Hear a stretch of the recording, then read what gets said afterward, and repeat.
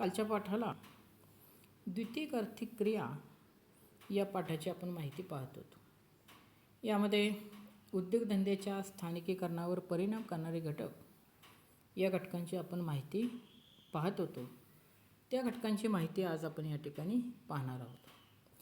आता उद्योगधंद्याच्या स्थानिकीकरणावरती परिणाम करणारे जे विविध घटक आहेत त्या घटकांमध्ये पहिला महत्त्वाचा घटक येतो तो म्हणजे आहे प्राकृतिक घटक.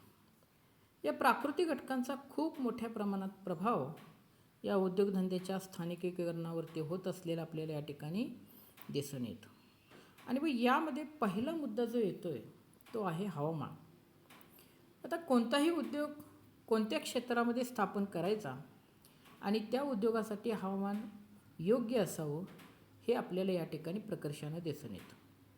कारण विषुववृत्तापासून उत्तर ध्रुव आणि दक्षिण ध्रुव याच्या अक्षांशानुसार आपल्याला अनेक हवामानाचे प्रदेश पाहावयास मिळतात.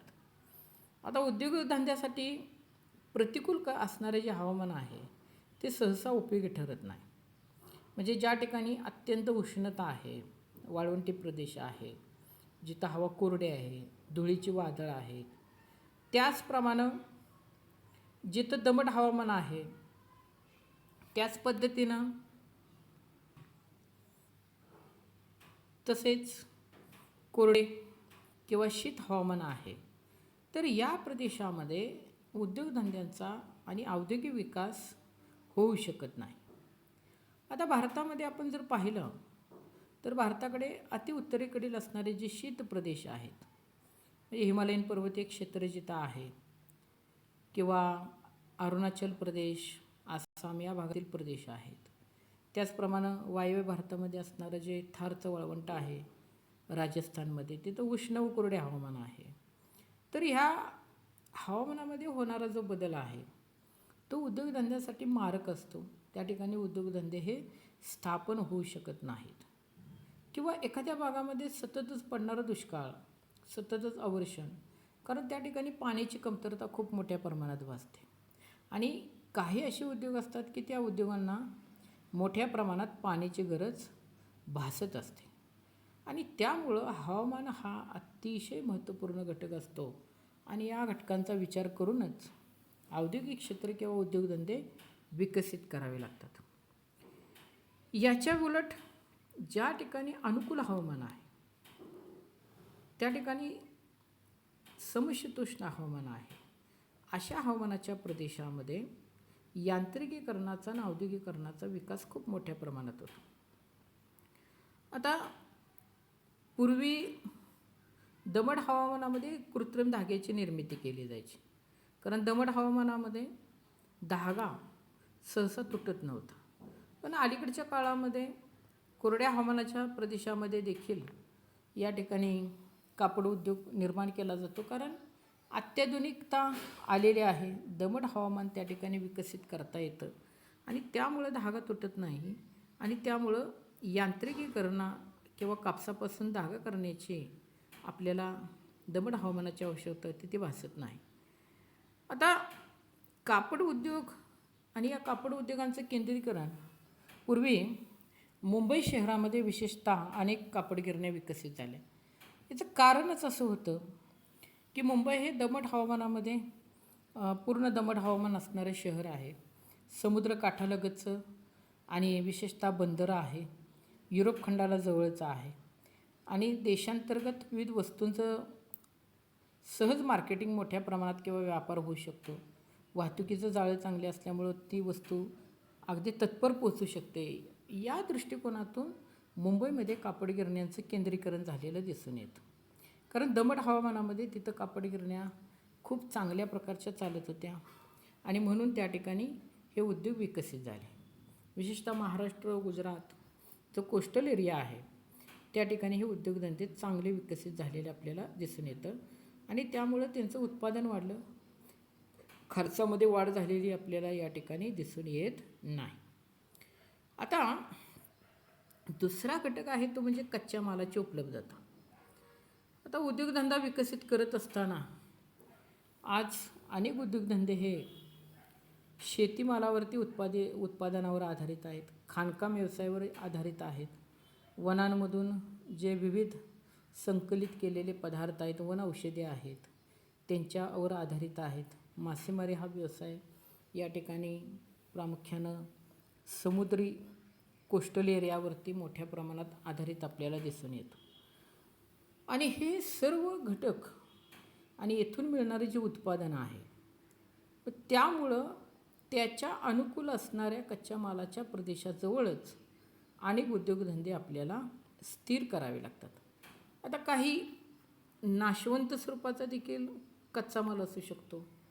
नाशवंत याच्यामध्ये दूध आणि दुग्धजन्य जे पदार्थ आहेत किंवा ऊस आहे, ऊसाचं वजन घटतं, तर असे उद्योगधंदे त्या परिसरातच स्थापन करावे लागतात.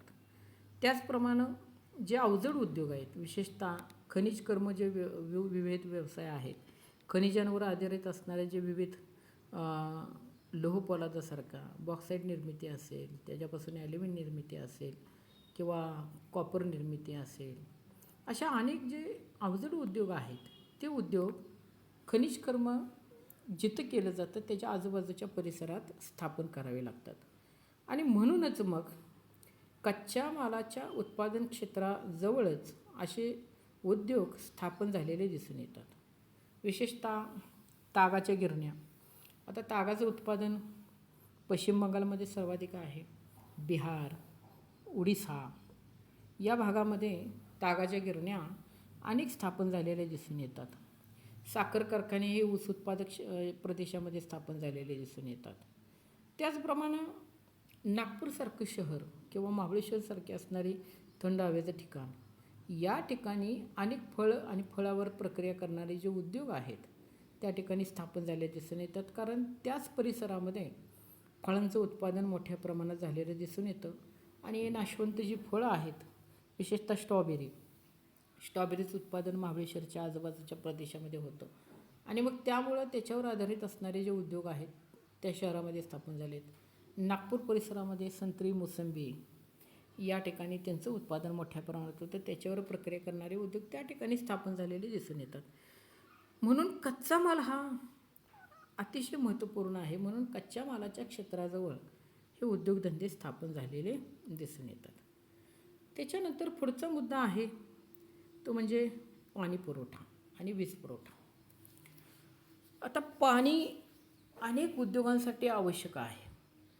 बरेच विशेषतः जे अवजड उद्योग आहेत, या अवजड उद्योगांना यंत्रांना थंडपणा देण्यासाठी किंवा जी विविध खनिजं आहेत ती खनिजे शुद्ध करण्यासाठी किंवा यंत्रांना मोठ्या प्रमाणात पाण्याची काय गरज असते.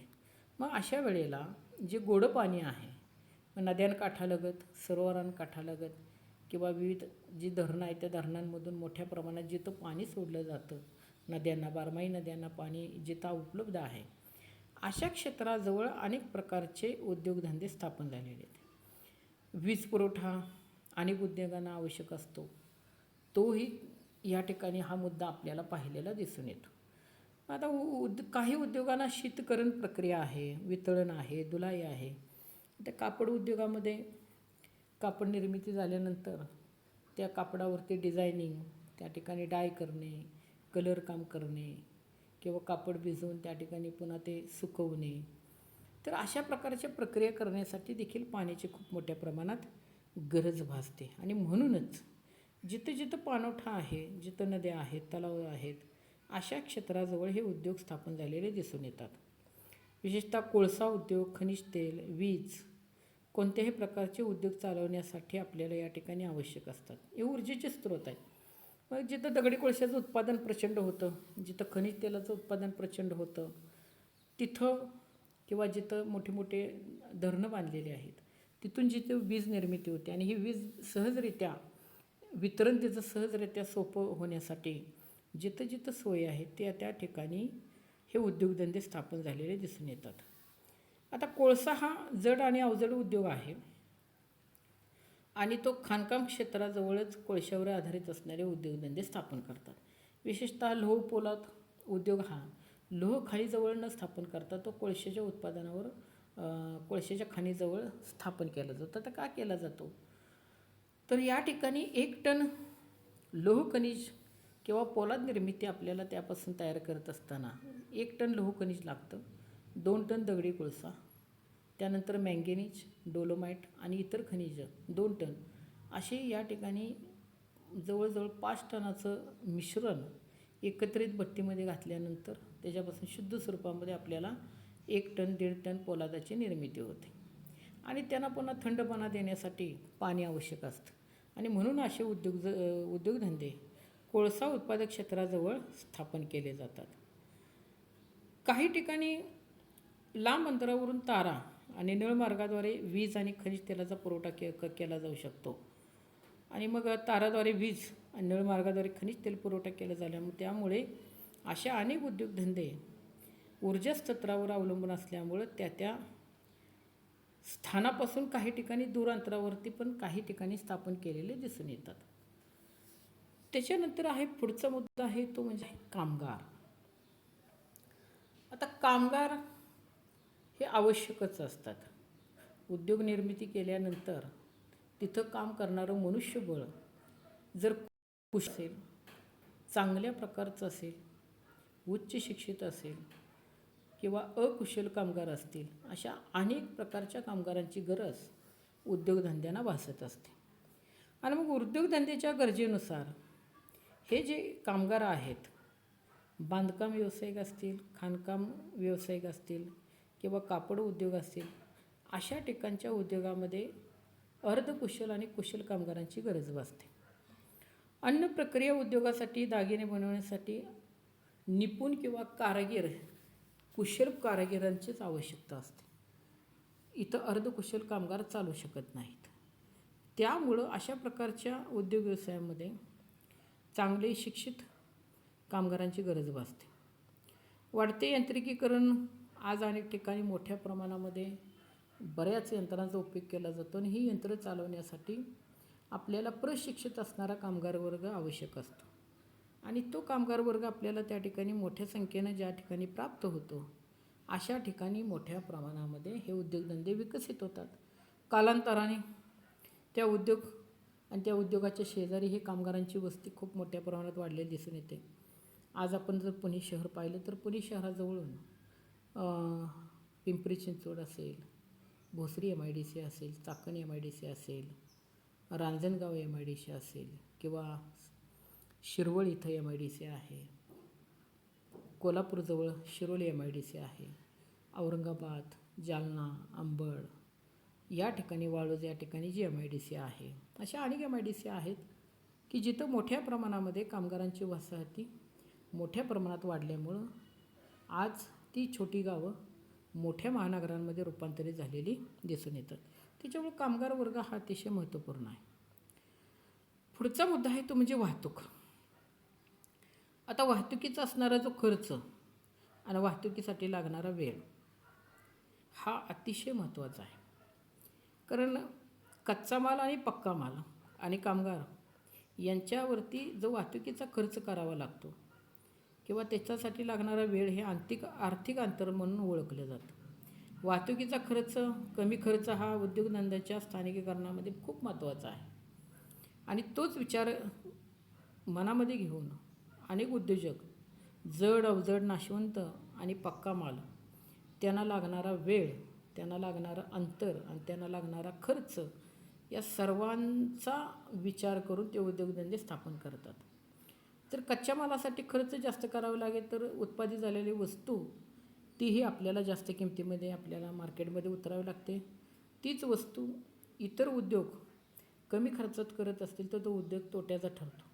म्हणून आंतरराष्ट्रीय बाजारपेठेमध्ये वस्तूंचे दर हे विचारात घेऊन ते उद्योजक वाहतुकीचा अंतर विचार करून अनेक कारखाने त्या परिसरामध्ये स्थापन करतात आणि उत्पादित वस्तू त्या ठिकाणी पोचवली जाते. उत्पादित वस्तू झालेली बाजारपेठेपर्यंत पोचवण्यासाठी पुन्हा लागणारा खर्च, वेळ हे विचारात घेतलं जातं. आता कोळशाची वाहतूक करत असताना कोळसा वाहतूक ही जड वाहतूक आहे आणि इतर ज्या हलक्या किंवा वजनाने टिकाऊ असणाऱ्या वस्तू हलक्या स्वरूपाच्या आहेत किंवा त्याचा पक्का माल आहे तो दूर अंतरावर किफायतशीरपणे विकता येतो, तो आकर्षित होत असतो आणि त्यामुळं बाजारपेठेच्या ठिकाणी देखील काही उद्योगधंदे स्थापन होतात ज्या हलक्या वस्तू आहेत त्याच्यासाठी. अवजड उद्योग मात्र वाहतुकीचा खर्चाचा विचार करून तिथंच आपल्याला स्थापन करावे लागतात.